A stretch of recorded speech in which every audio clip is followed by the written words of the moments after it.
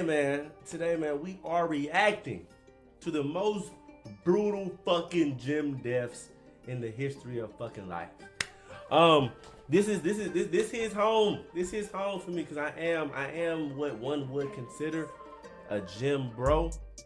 You know what I'm saying? So I really don't like watching too many of these accident prone, these freak accident fucking gym accidents, because I be in the gym, you know what I'm saying, at least 4 times a week.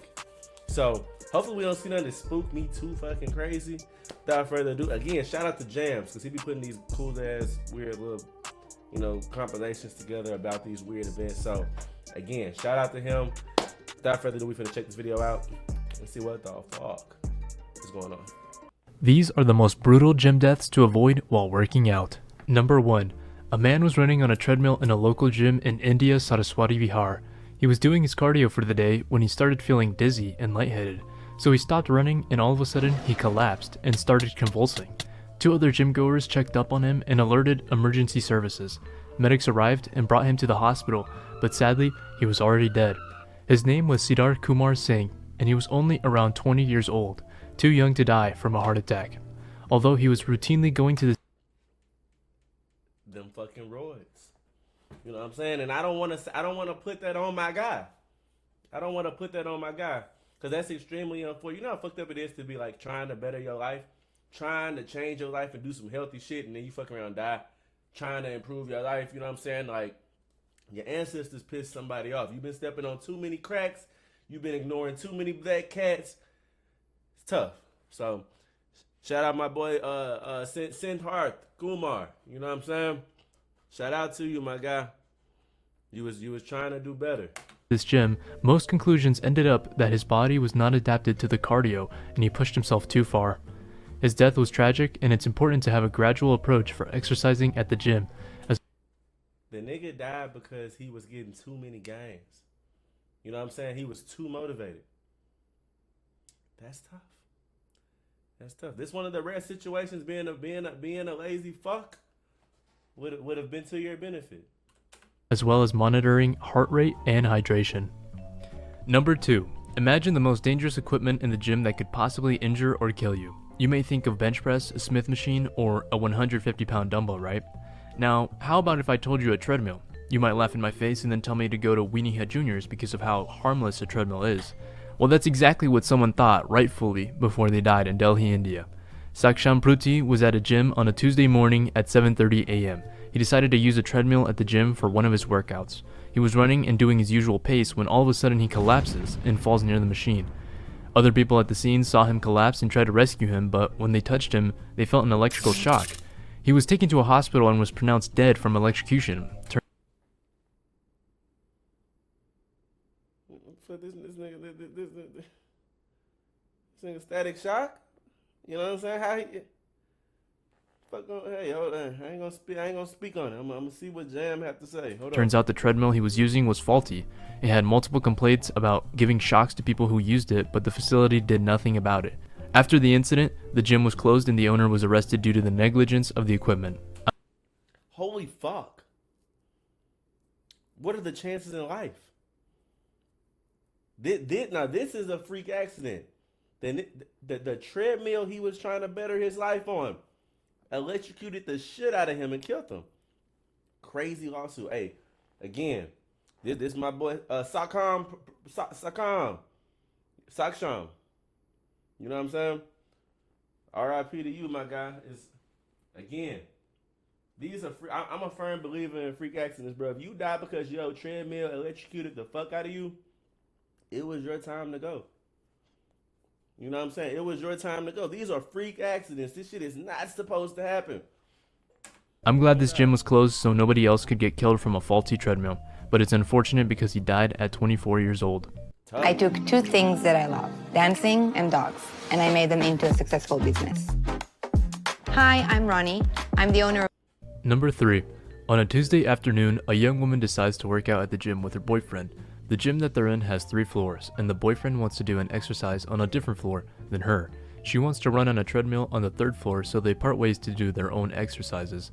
She's making great progress while running, so she wipes her face with a towel and gets off the treadmill, but she loses her balance and finds herself on a ledge of an open window.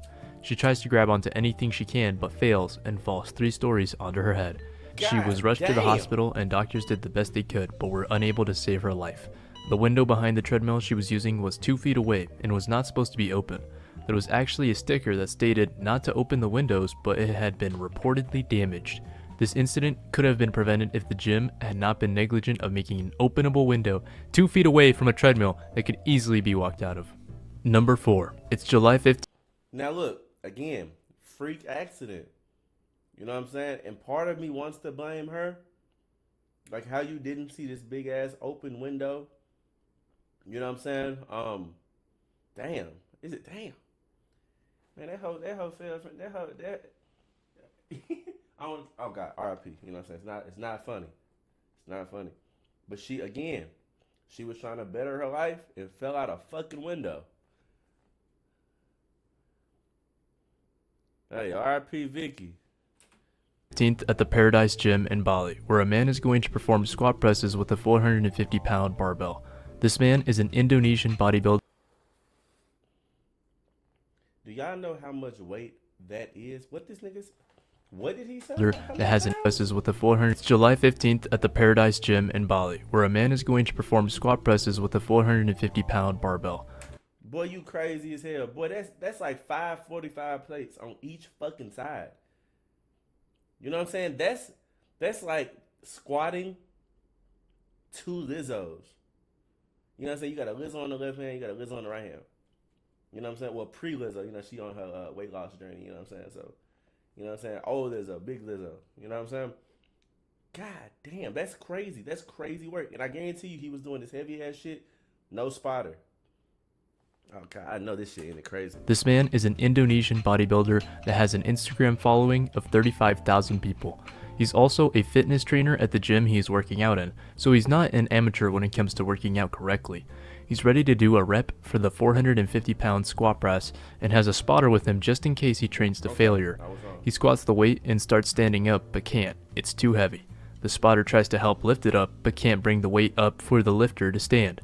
He squats back down and falls onto his butt, and all the weight rolls onto the back of his neck, resulting in his neck snapping. He's rushed to medical attention. Hey, this wasn't even his fault. He was lifting way too much, but also this was the spotter's fault because that's not how you spot somebody when they squatting. You don't watch the nigga squat and then when he get fucked up, you try to run over there and help him. No, motherfucker, you squat with him. You supposed to get in that real vulnerable position. You know what I'm saying? You know, that real right behind his pause. We supposed to be right behind him, motherfucking squat down with him and come up with his ass. You know what I'm saying? That's the proper way to squat. It's nothing you could do. In this situation, it's nothing you could do. And if you lifting heavy weight like that, I hope you didn't have some. You hope you ain't go ask the little version dude. You know what I'm saying, on the elliptical to come spot. No, you need somebody on that to squat you. You know what I'm saying? That's the only. And now look at you. You know what I'm saying? No fucking neck. You know what I'm saying? He should have knew better. But also, this is on the spotter. The spotter got the assist to his death. And they perform an emergency operation, but unfortunately, it's not enough to save his life. Justin Vicky died at 33 years old from a broken neck that fatally compressed his vital nerves connecting his heart and lungs. For the amount of weight that Justin was squatting, it is recommended to have at least 3 spotters to safely lift from the lifter, or to have safety bars to prevent the bar from lowering all the way to the ground. Number 5. A man in Iowa in the United States of America is bench pressing at the gym. His name is Kyle Thompson and is a 22-year-old senior studying at Iowa State University. He has a spotter with him while doing his bench press routine. He puts 315 pounds on the barbell and starts his rep, but the bar suddenly slips from his hands and falls right on his neck. The spotter gets the weight off of him and checks if he's alright. Staff from the gym give him CPR up until first responders arrive at the scene. He was transported to Iowa Methodist Medical Center where Kyle died from major internal injuries due to the trauma on his neck. I wasn't able to find more information on how exactly the bar slipped from Kyle's hands, However, I could presume that he was using the suicide grip. This is where your fingers are wrapped around the bar without the thumb underneath. This makes it possible for the weight to slip onto the person, so it may have been the cause for the bar to slip. Number 6. Mohammed Faraj is a 21-year-old man at a university gym in England using a Smith machine. This machine makes it so the bar has a predetermined path that slides vertically and has a barbell that if it is twisted, the bar will catch itself. He begins to use the machine for his exercise routine, and all is normal. When people at the gym hear a loud crash by the machine, it turns out that Mohammed lost control and had somehow injured his head. 2 people at the gym ran over to his body to give him CPR. Emergency services arrive shortly after 7 p.m. where they do their best to try and resuscitate Mohammed, but it isn't enough. He was pronounced dead at the gym on October 16th, 2020. When I be working out, I be seeing people do exercises all the fuck wrong. Like, oh my God, horrible form, bro. And part of me be wanting to go over there and say something, but also it's like you don't be wanting to offend nobody. Like, these niggas be in their zone, you know what I'm saying? So it's like, a lot of times, I ain't gonna say a lot of times, all the fucking time, I just be like, all right, bro, like, all right, that's his problem, you know what I'm saying? So, like, I wonder if anybody that I've seen doing fucked up shit eventually end up hurting themselves, because a lot of people be in the gym just playing around, like, and when I say playing, I'm not saying actually playing, but they don't really know what the fuck they doing. A lot of people don't know what the fuck they're doing. A lot of people just be going to the gym wasting fucking time. That's why no one really improves shit. It's not that hard to change your body if you actually know what you're doing. You don't have to go in that bitch and lift bukus of fucking weight to change your fucking body style, your physique. You don't have to do that. It just takes knowledge and commitment, and then you got to just eat. You know what I'm saying? 60 to 70% of changing your physique is literally in your diet. The gym shit is the easiest part of going to the gym. It is the easiest part. You don't got to be in the gym 3 fucking hours lifting bukus of fucking weight, killing yourself in the fucking gym. I promise to God, you don't have to do that. 24. No official source says exactly how the bar ended up falling onto his head. If I were to guess, however, it would be he thought he twisted the bar on the hook and let go prematurely, leading it to fall on his head. Honestly, I would just avoid using this machine altogether. Not only is it an artificial path for your bar to travel, if the weight is too heavy and you have no spotter, you can't roll off of it. Jams, you know what I'm saying? I love the animations and I love the hard work you put in your videos.